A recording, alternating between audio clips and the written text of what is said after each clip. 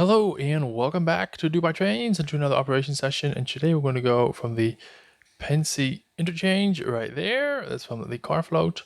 We're going to go through near north, through the Kingsbury section, past that Milwaukee interchange right there.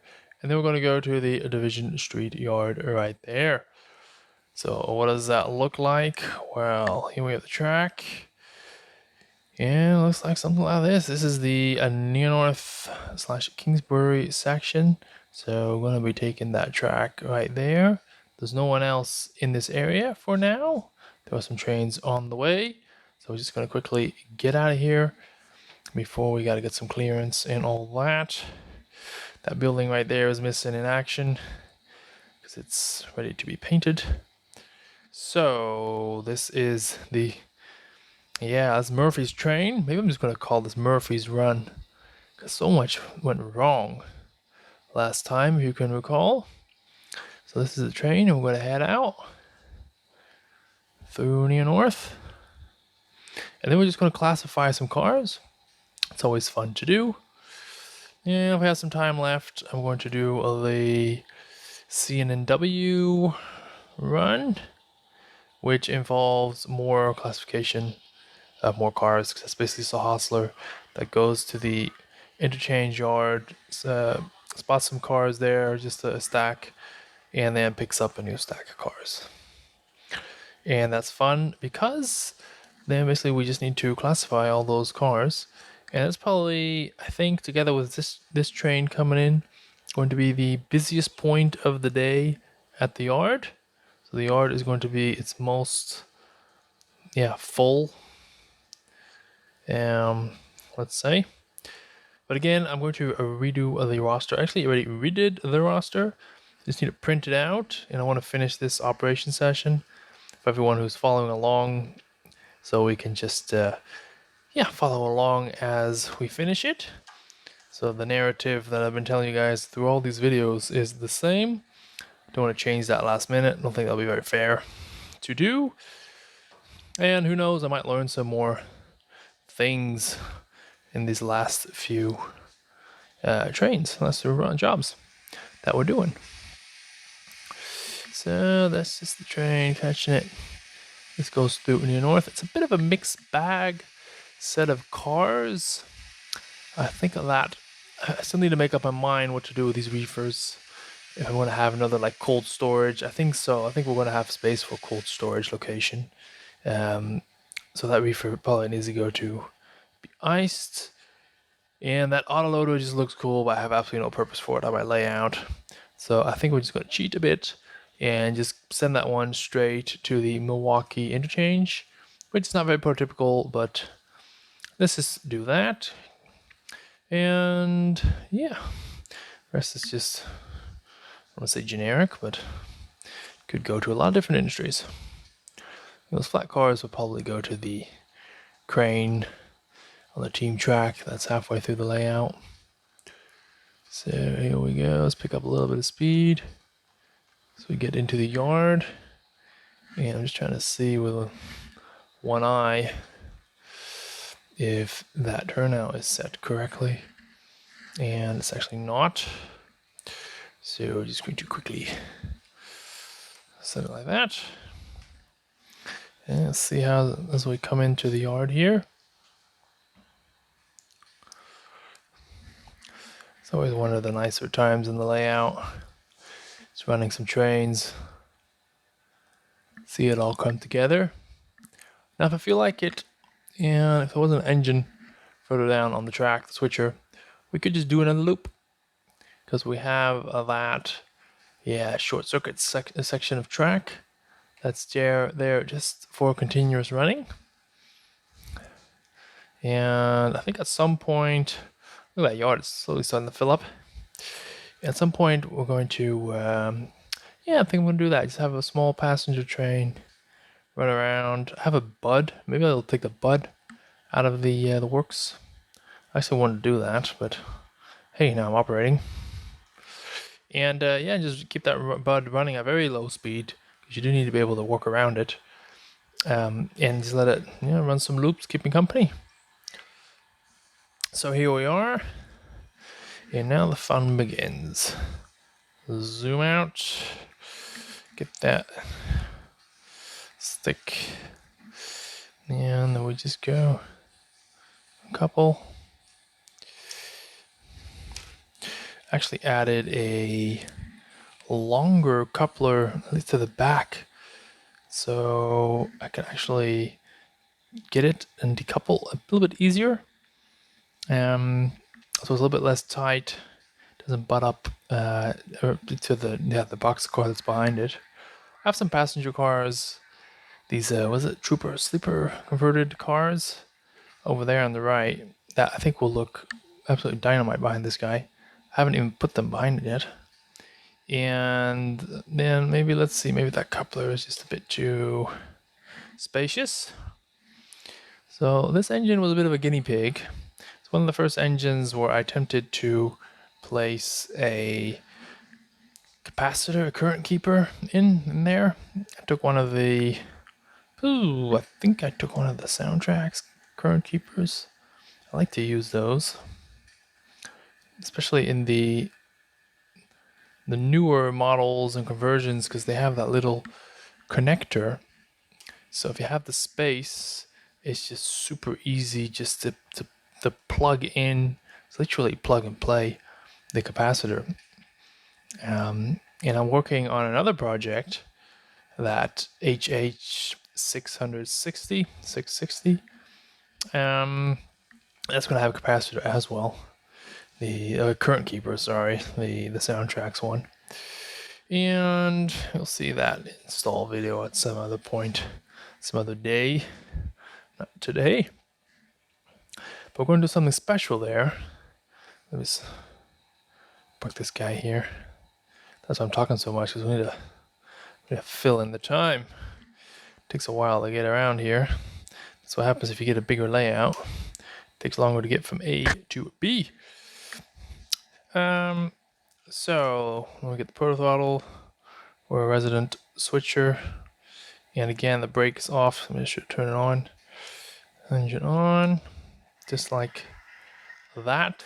Just edited that out because I started the wrong engine. But of course we want to have that little guy right over there. Put on some dim lights, front and back. And we're going to go forward, brake off, and let's get chopping. So what's going to happen? What are we going to do? What are we going to do? What are we going to do? What are we going to do? Well, that guy has to go to the brewery. So that's track 6. Track 5. This guy has meat, and I'm going to spot him on this track. I think that's going to be my reefer cold storage track. It's also conveniently placed next to the icing. So that will make a good pair. I mean, it would make a good pair if stuff was added, food was added in there and then had to be cooled to travel to the rest of the country. But this Guggenheim comes from abroad. So yeah, it doesn't have to go to icing before it goes there because it still has ice in it. It'll take more time just to go there and offload it. So yeah, I need to think that maybe through a little bit more. Let me see, because otherwise it just doesn't use the icing. But I also have a what's it called? I also have the kit. I made it for the meat packing, so I might just chop that one up and put the meat packing here. And I won't have a track for the stock cars, but we'll have, because those will arrive different means. Another railroad, something like that, because Chicago is known for the meat packing companies. But then this will be used to ship the meat to the rest of the country. So they don't make a lot of sense. So we got your reefers there, fill them with dressed meat, top up the ice right there, go to the yard, and go to the rest of the country. So, that's long-winded. That guy is going to the brewery. That guy is going over there. And the rest, that guy we already said that it's going to go straight to the Milwaukee interchange. So I'm just looking over here. So that's track 4. And all the other cars, so we got boxcar, flat, box, flat, are all going to near north. because they came from the car float, especially to be spotted on our layout. So that's what we're going to do. And I'm just going to pull, maybe not the entire string, but let me pull a lot of cars. I think I'm going to pull it up to and including the car loader, because that has a different destination. And then after that, I'll just take this whole string of 4 and spot them all in the same location. So you hear the engine's really ramping up now. It's quite a heavy stack of cars. At least that's what we're simulating a little bit. And then our guy, our switcher, is right here. So this is going to walk over here. It's going to uncouple this car. And then it's going to walk to that turnout to switch it. So we're going to go a little bit fast now. That guy we said is the Milwaukee, so it's track 4. 1, 2, 3, 4. So we got to go here.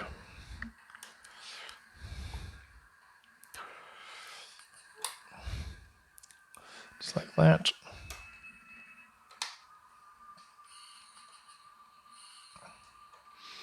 So basically all these 4 cars have to go to different locations. So we're just going to do it quickly. Huh. Sometimes you're going to overthink stuff. Sometimes you just got to do it. And then the next one we said is going to New North. And that actually is conveniently also track number 4. Of course I knew that. Of course I didn't forget that. How could I possibly have forgotten that?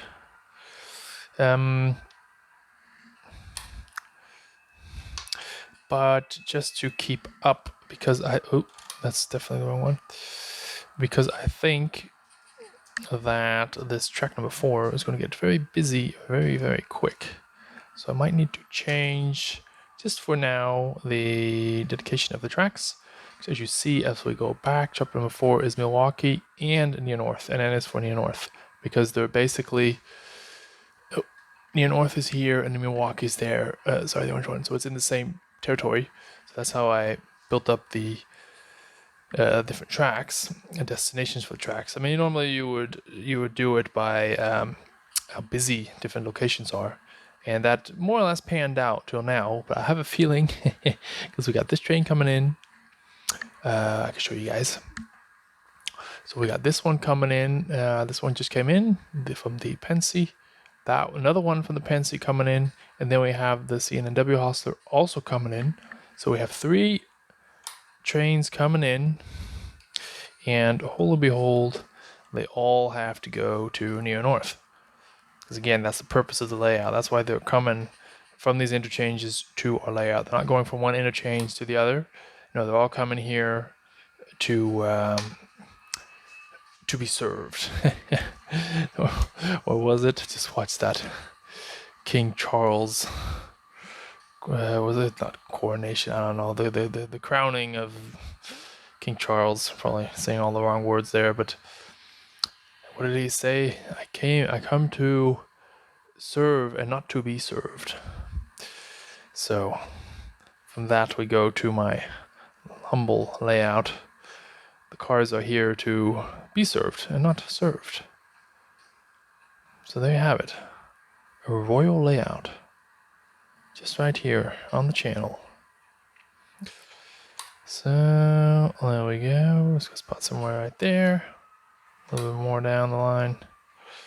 Put it right there.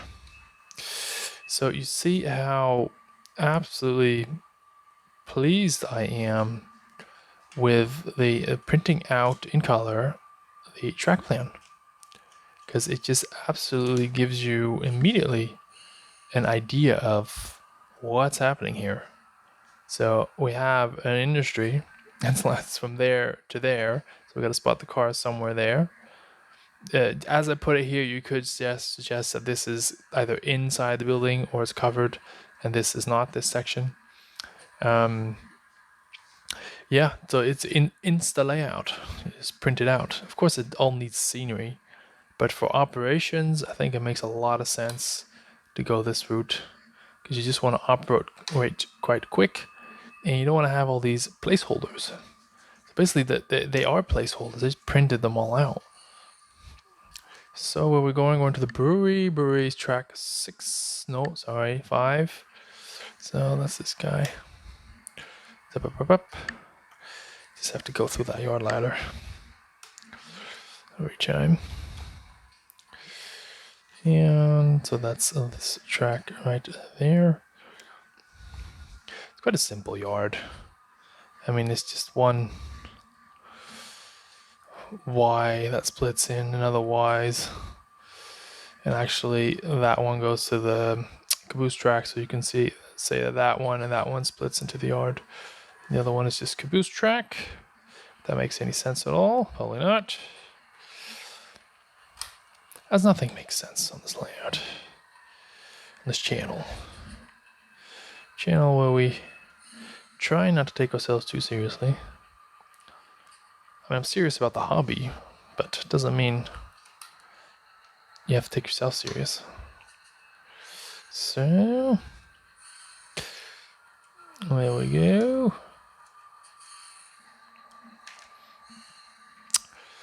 That was that. Now we just have that stack of 4 left in the Caboose. And we might as well just go to the CNNW because it's fun just to start to load up the yard a little bit. See how that goes. And so what I can do if I'm in an op session and I'm basically handling the yard and making sure that everyone has something to do on the layout, what I can do is just outsource this upcoming CNNW hostler.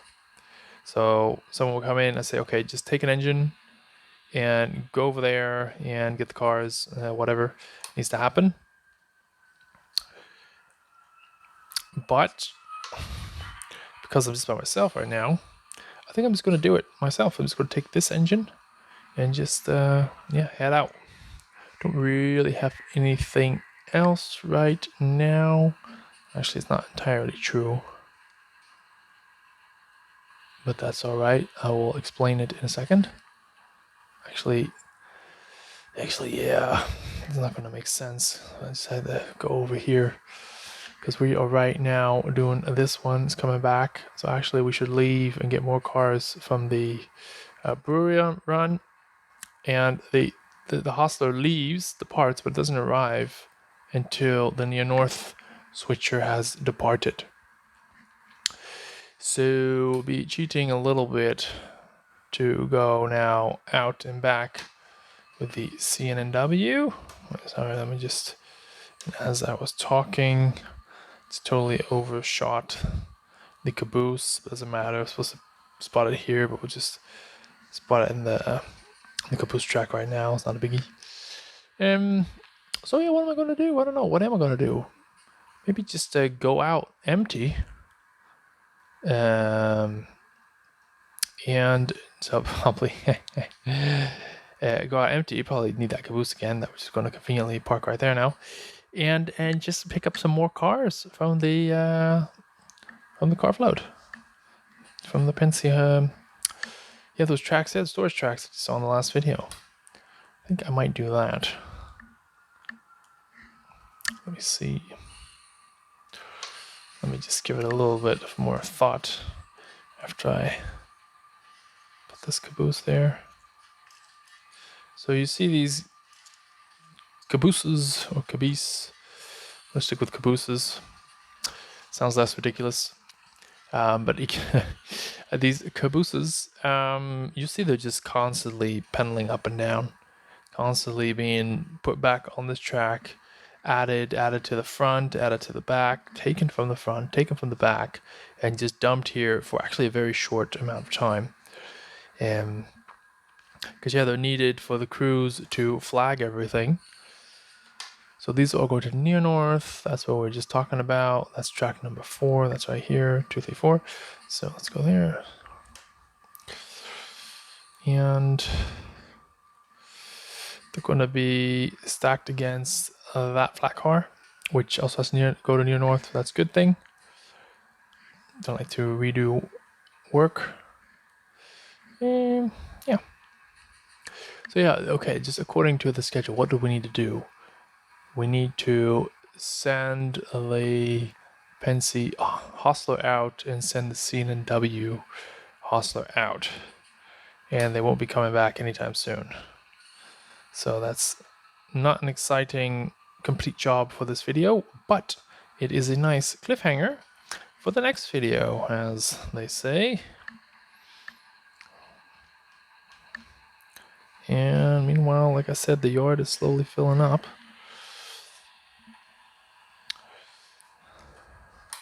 Just gonna put a spot there, because this yard does have a certain capacity for a reason. It's not just to have fancy tracks actually calculated. I made a lot of videos on that. It actually is calculated. There is some thought about it. There is a method to calculating the yard size. So what did I say? Okay, now let me just rambling on. So this guy just came back, and I think what we're going to do for now, because we still have some time, it's only 10, is get a light run to the Pensy, set that up, and then this we can easily do. That's not a big job. But let me set up the near north as well. So get the string of cars from the yard and the caboose on that ready to go. So then in the next video we can switch this. We'll have a meet with the Pensy coming back, and then when we arrive at the yard, there's going to be a pile up with also that Osler coming back. So that sounds like a fun job, right? So what can we do? What can we do? We need two Caboose, Caboosey Beesies. Sounds like a music band, doesn't it? All the way from LA, the Caboosey Beesies. The near north job, that's the one we're going to set out now. No, that's not the one we're going to set out. We're going to set out the interchange that has to go, and that's track number 3. So that's that cars right there. So that's this one right there. Those that need to go to near north.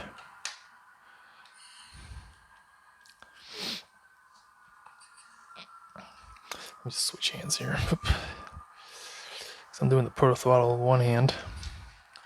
And I must say that switching with the Blue Nami, as you saw in one of the other videos, really is handy. Just put your phone down and just to do it one hand. That works so well. For now, we're just going to do this one. And there we go, something like that. So what actually is happening here with this Hostler? This is another two-part job. Two-part in the sense that we have it arriving and departing at different times. So we go out, let me just, okay, zoom out a little bit. So here we have a job where we go with half string of cars, spot them there, come back. And here we have a job where we go with the other half, spot them, and pick up the other cars, the entire stack. So this is a 2 halves, and that's just the entire stack of, I think, 9 cars fits in there. So the observant watcher is saying, hey, how can you have 9 cars there? Your maximum train length is only 8. Well, that's correct, except for that small stretch of track. Because I didn't really think of, it's not really going to work to go pick up 8 cars and then come back for 1. I could do another 50-50, like basically like I do for the cars going to the interchange. But yeah, I'll have that 1 extra car. It doesn't really matter because we don't have a caboose when we're going there. So then 8 cars plus caboose is the same as 9 cars without caboose. Whew, I saved myself out of that one, didn't I? So it's 9 cars. Okay. Now where we going? Yeah. So if this string is going back there to the interchange, then why am I spotting it? What am I doing now? Well, we need to do a run around and push them in. So that's what I'm doing right now. I'm setting them up on this track to get ready. There's no need for caboose, like I said. And that's one thing we're going to do, 1 half of the job, and the other half is we're going to get an engine and run light to pick up that second string of cars from the car float. And I spy with my little eye that there are 1, 2, 3 cars only. So I might as well take a little switcher. No need for too much power there. So let me just park it somewhere here, just get out of the way. Hopla. Not that I really, yeah, okay. Is this gonna make any sense? No. I still need to do one thing, because we're gonna run light. And we need a caboose. So logistically speaking, because the other engine is going to be here and it needs to be a caboose at the end, I now need to, with this engine, get a caboose and stick it to the back. Because we have also clogged our runaround, so I cannot get the other engine to get a caboose from the front, and then do a runaround with that engine to get it. So I'll just get it with this guy. Switcher, let the switcher do his job. And just don't be lazy and get that caboose. So whilst we film that, let me just do some Hollywood magic in the background. Get one of the engines ready to do that little run. I think I'm just to mix it up, gonna get the steam yard goat or yard switcher. I don't think it's a goat. Yeah, all of my little engines have a capacitor in it, so that's partially why they also work so well. Not that my track is dirty or anything like that, but I believe I was just talking to one of the manufacturers of DCC equipment, and I believe in redundancy. That's the word that I used back in the industry where I came from. So redundancy, that everything will work. And what does that mean? So it means we don't rely only on one thing. We rely on 2 or even 3 sources to make it work. So I have a little bit of marine background. So that means instead of having one engine doing 100%, you can have, for example, 2 engines doing 75% or 2 engines doing 50%. So if one of the 2 engines would fail, then you would still have 50% or 75%, or you can do 2 times 100, but it's quite expensive. And then you have, if one engine fails, 100% of the power. The latter is not very often used. So yeah, that means if one of the engines fails, you don't have full power, but hey, that's not too bad. And depending on how serious kind of ship you have, you want to keep certain equipment running. Because if you're like, floating next to an oil rig, you don't want your vessel to drift off and bump against the oil rig. So that's why I have redundancy. So now back to the model railroading. So I have electrical redundancy. So that's why I'm such a big fan. Let's keep it easy. It's too late to use complex words. That's why I'm a big fan of frog juicers. So that's one layer of redundancy. The thought is to have every single piece of track powered. Because yes, these trains also run fine. If I can just uncouple this guy. Yes. Yes, these trains also, these small engines run fine if you don't power this. They will just, coast over them, not a big deal. Because they have wheels on one side of the frog and wheels on the other side of the frog. But I want redundancy. I want to make sure that if, for example, a piece of track is a little bit dirty, that it still goes over the frog. And I don't rely on super clean track and super clean wheels and everything to be 100%. I clean my track, I clean my wheels, but in case I miss a spot, then it still works. So that's the redundancy we're talking about. Let me just spot it right there, so I don't need to go any further back.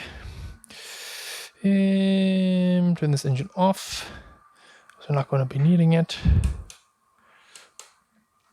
Another layer of redundancy. Let me just get the other engine. Let me just finish this little maneuvering before I try to say something sensible.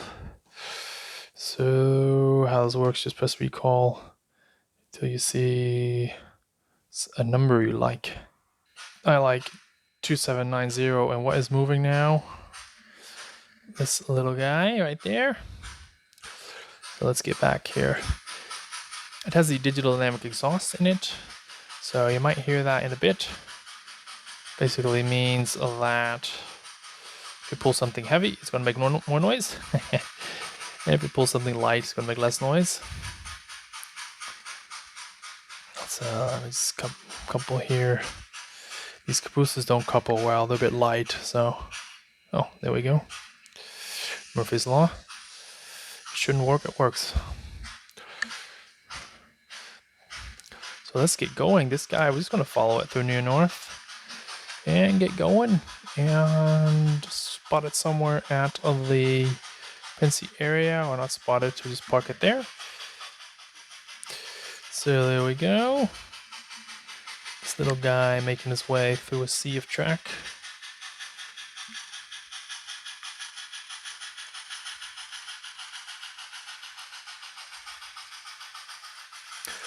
Yeah, that's one thing I really like with these digital dynamic exhaust feature that the SOUNDTRAXX decoder has is it really brings the steam engines to life. Because you program them a little bit more finicky than the diesels. So that means a few more times per, like a second or 2 seconds, the sound changes a little bit, because the load always changes a little bit. Even if you're riding like this, still the load changes because you're going to a curve, or the couple of slackers is bouncing a bit, and that just makes it sound so realistic, and really gives some life and character to these steam engines. So that's one reason why I'm just putting SOUNDTRAXX decoders basically in most of my engines. So how about that for a steady shot? So we're just going to put them here for now. I think off cam, I'm just going to set this up. So then the next train, when we have the near north run, we have a lot of action and a lot of cars, a lot of trains, interrupting our works.